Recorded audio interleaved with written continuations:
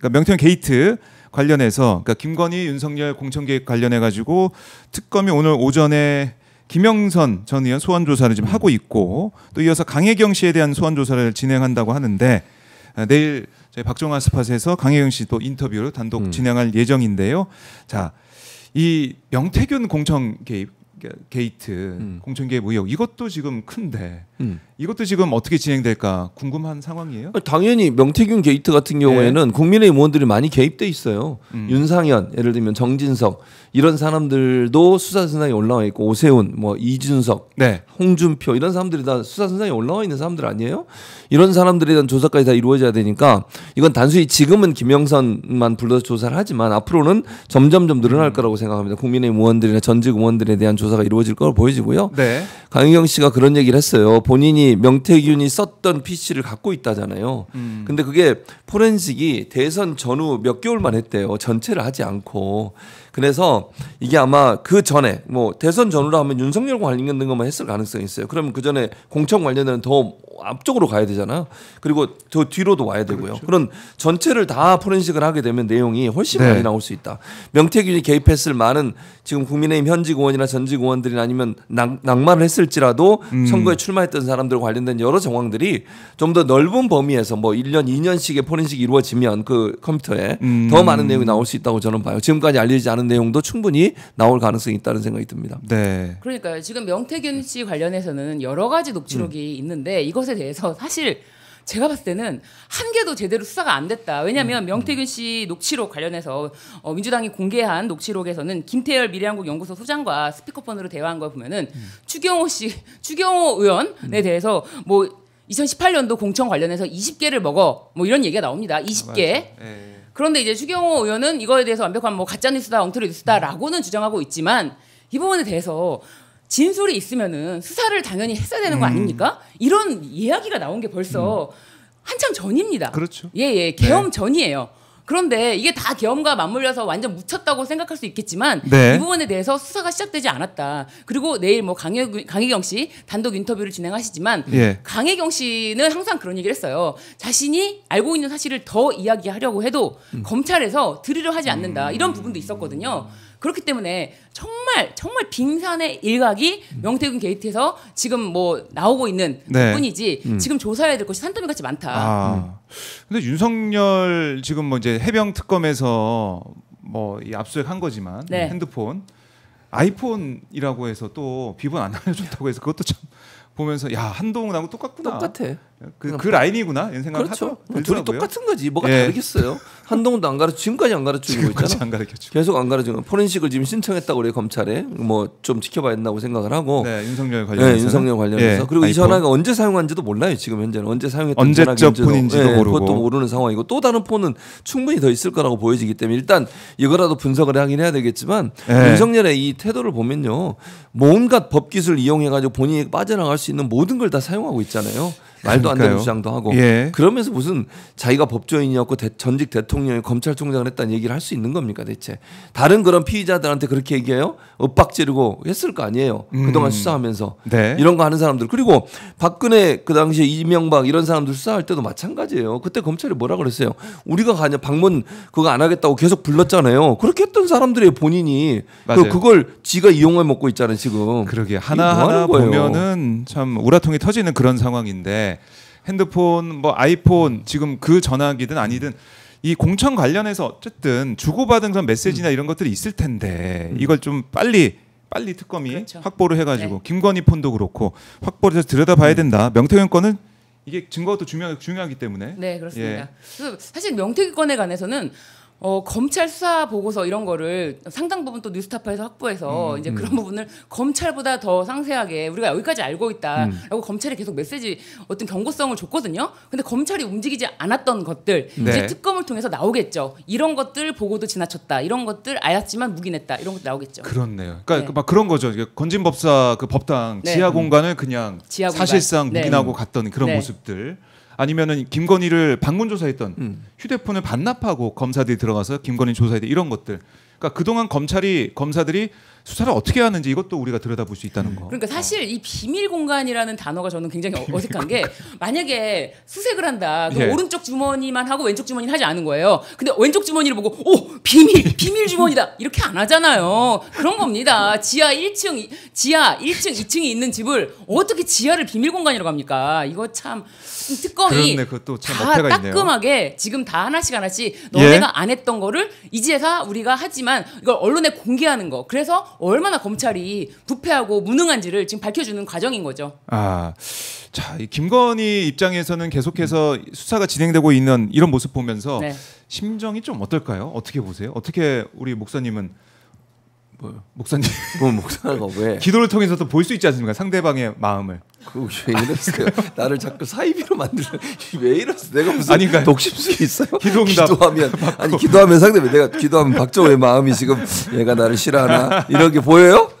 그런가? 그런 거 없습니다. 네, 어떻게 보십니까? 누구 김건희? 김건희 김건희 뭐 힘들겠지. 힘들겠죠. 뭐 안 봐도 비디오인데 그 안 네. 봐도 돼. 기도 안 해도 되고 기도할 필요도 없고요. 요즘 안 봐도 쇼츠라고 합니다. 안 봐도 쇼츠라고 비디오는 옛날 사람. 옛날 사람. 네, 옛날 사람이시니까 알겠습니다. 안 봐도 신유진은 비디오인데. 알 거야. 예, 우리 안 봐도 비디오. 저 무슨 말인지 한참 생각했어요. 비디오가 뭐야? 안 봐도 쇼츠라고 해주세요. 네. 비디오는 조금. 어쨌든 네. 김건희 입장에서 자기를 쪼여오고 있잖아. 모든 게 그러니까 드러나겠네. 모든 것들이 전방위적으로 지금 모든 게 다 김건희를 향해서 가고 네, 있어요. 다 모든 가고 게. 있습니다. 이렇게 가고 있기 때문에 삼부도 그렇고 예. 뭐 최병 수사범 사건도 그렇고 모든 게 다 이제 뭐 임성근 금융 로비에도 이 김건희가 연관된 것처럼 보이잖아요. 의혹들이 계속 그러니까 나오고 이제 있고. 자기 입장에서는 피가 말리겠지. 자기가 언젠가 부를 거예요. 마지막에 부를 것 같은데 제가 볼 때는 특검이 마지막 부르기 전에 모든 걸 조사한 다음에 이제 한꺼번에 불러가지고 조사할 것 그렇겠죠? 같아요. 예. 그렇기 때문에 자기는 이제는 더 이상 희망이 없구나 생각할 텐데 그럼에도 불구하고 그 김건희의 인생을 쭉 보면 네. 온갖 수단과 방법을 가리지 않잖아요. 모든 걸 동원해서 자기가 살아나려고 한단 말이죠. 지금도 열심히 전화 돌리고 있지 않을까. 저는 그런 생각이 들어요. 전화 누군지 돌리고. 모르겠지만 물론 저는 이렇게 생각합니다. 그렇게 아무리 뭐 발악을 한들 예. 전혀 먹히지 않을 거다. 이거는 뭐 특검이 수사하는 과정들을 보면요, 제가 볼 때는 명백하게 모든 거 밝혀낼 것 같고 김건희는 당연히 감옥에 가고요. 감옥에 간다. 처벌도 우리가 상상하는 것보다 훨씬 더 높은 처벌을 받을 가능성이 높다고 생각해요. 처벌. 세 개 특검 모두 다가 김건희와 연관돼 있다고 보여지는 상황이기 때문에 김건희 입장에서는 하루하루가 힘들 거다 이런 생각이 그러면 듭니다. 뭐 사형이나 무기까지 생각하시는 거예요? 아니 뭐 그럴 가능성도 그럴 있죠. 가능성도 있다? 뭐 전혀 없다고 내란에 보지 관련해서 않습니다. 뭐 이런 그것도 있을 수 있고요. 연관성들이 그리고 드러날 수 지금 있고. 뭐 예를 들어서 뇌물이나 이런 것만 해도 한두 건이 아니잖아요. 지금 이거 나오는 게 얼마나 많아요. 제가 볼 때 윤석열이 하는 행동에 거의 대부분 김건희가 연계돼 있을 가능성이 있다고 저는 생각해요. 그럼 공범이 되는 거잖아요, 같이.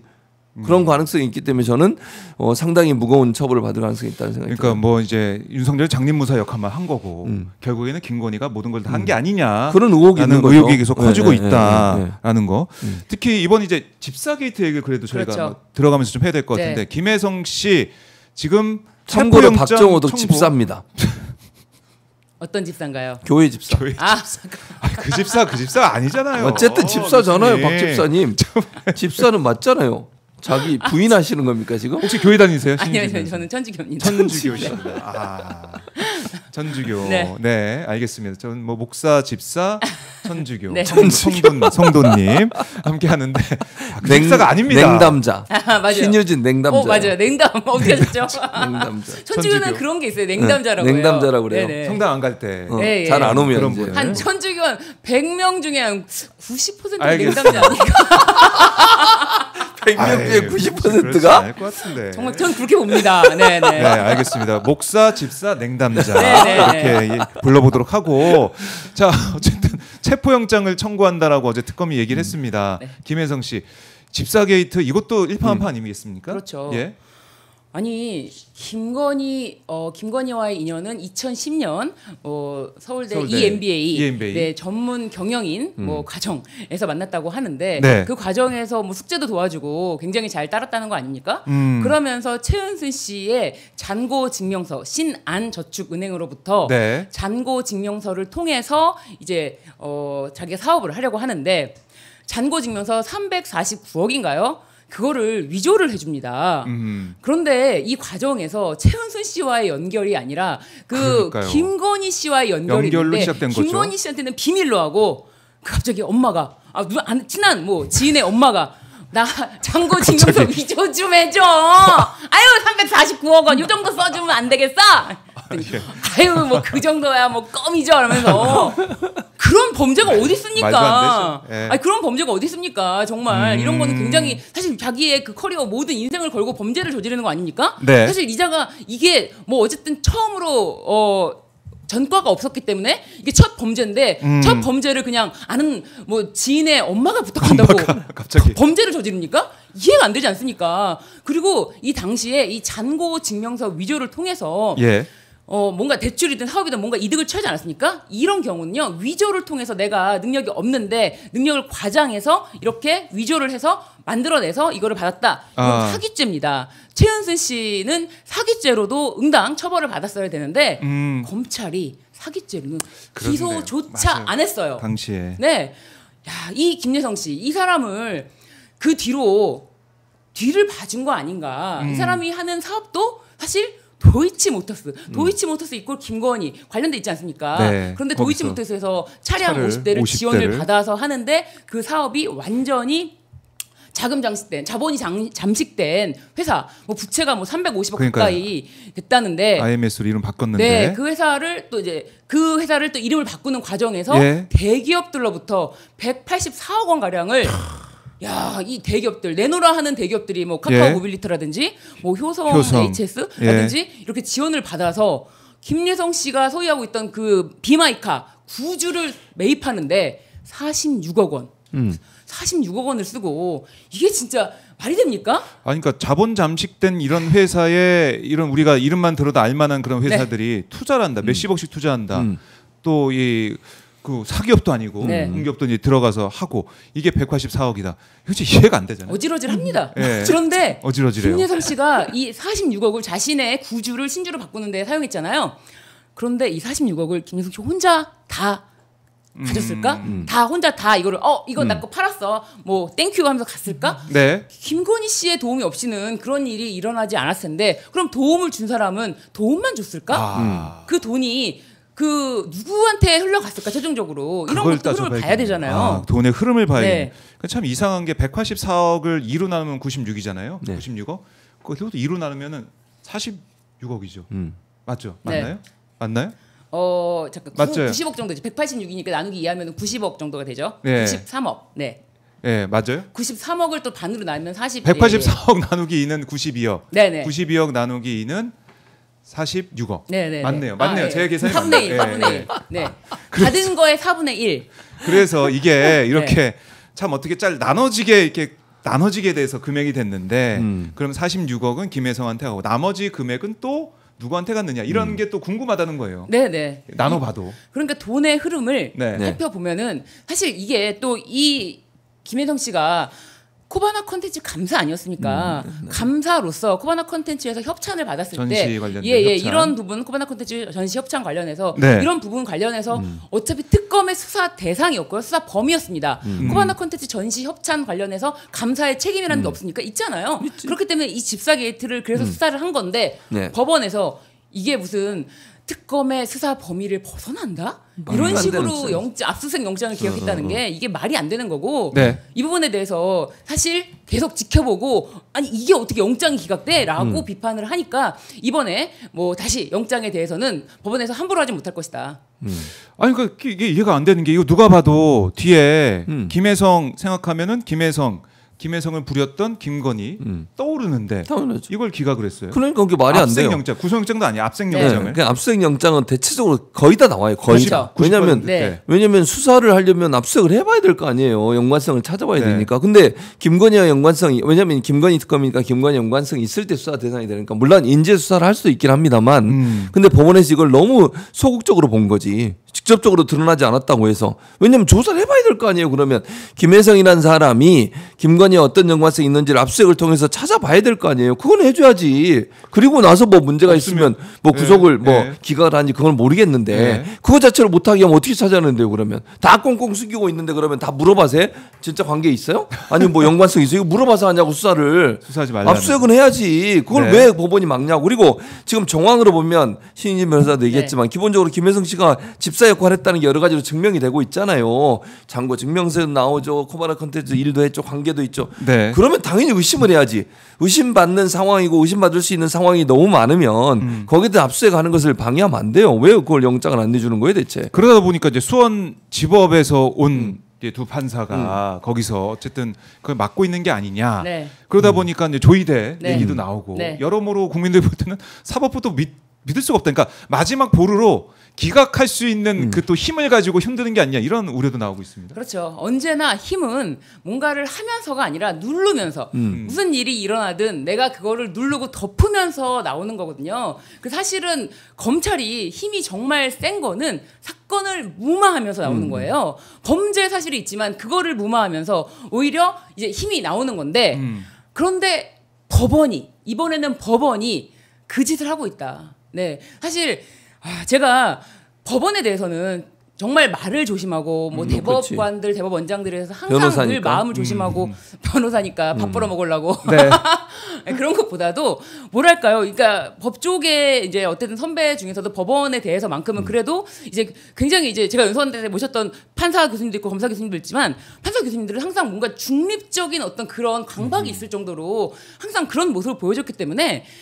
뭔가 사리사욕을 직접적으로 취득하고 이런 거랑 거리가 멀다고 생각했어요. 네. 그런데 저는 진짜 조의대 그 네. 9일 만에 내렸던 대법원 파기환송 재판을 통해서 네. 법원에 대한 그 모든 존경과 신뢰를 한 번에 정말 한 번에 저는 날렸어요. 어떻게 우리나라 최고 권위의 대법원에서 사건 기록을 검토하지도 않고 판단을 내릴 수가 있습니까? 저한테는 그게 너무나 정말 청천벽력 같은 일이어서 그 뒤로는 법원에 대해서도 가차없이 비판하고요. 네, 이 지금 압수수색 영장 기각한 판사 저는 아직까지 이름이 공개되지 않았지만 문제가 있다. 오죽하면 문홍주 특검보도 판사 출신입니다. 네. 판사 출신 문홍주 특검보가 이거 기각된 사건 브리핑을 하면서 하나하나 조목조목 아주 일목요연하게 우리가 수사 범위가 어떻게 된다 이런 거 설명을 했어요. 그 뜻은 우리가 법 해석을 잘못해서 내가 법을 몰라서 내가 판사야. 네. 내가 법을 몰라서 이거 수사 대상에 넣었겠니? 하면서 그 판사가 압수영장 기각한 거 따끔하게 지적을 한 겁니다. 그러니까 판사 출신으로서 이건 안 된다. 그렇죠. 이거 진짜 뭐 하는 겁니까라는 얘기를 네. 하는 거예요. 특검보에서. 네. 자, 그래서 모르겠습니다. 다시 영장이 청구되면 어떤 판단을 하게 될지 모르겠지만 국민들이 지켜보고 있다라고 네. 다시 한번 강조를 하고요.